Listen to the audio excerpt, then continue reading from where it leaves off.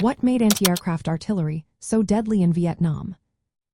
Imagine flying through a jungle of fire and metal, where tiny shells explode around you, and the sky is filled with deadly projectiles.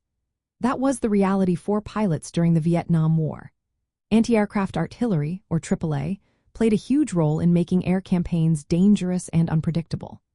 North Vietnam deployed over 8,000 AAA weapons, ranging from small machine guns to large 57mm automatic cannons. These guns covered nearly every major target and much of the countryside, creating a deadly web of fire.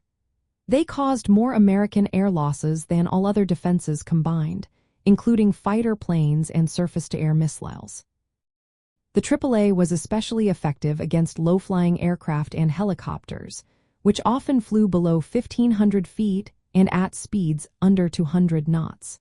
That was common for ground attack planes and helicopters navigating Vietnam's rugged terrain. The 57mm S-60 gun was one of the most feared weapons. It fired 6-pound shells with proximity fuses, meaning they exploded near targets, at a rate of up to 120 rounds per minute. Its effective range was 12,000 meters horizontally and 28,000 feet in altitude, but it mainly engaged targets below 5,000 feet. Skilled crews could create dense, deadly barrages that made pilots hesitate or change course.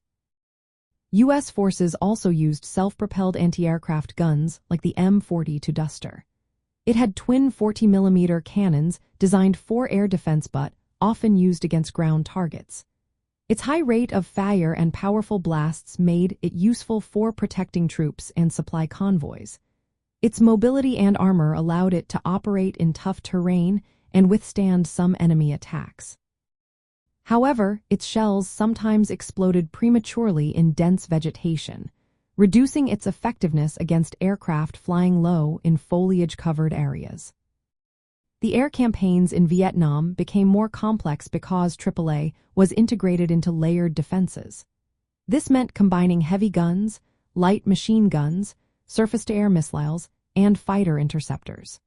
This multi-layered system forced U.S. pilots to fly higher or faster to avoid the deadly fire, which limited their ability to perform close air support and reconnaissance missions.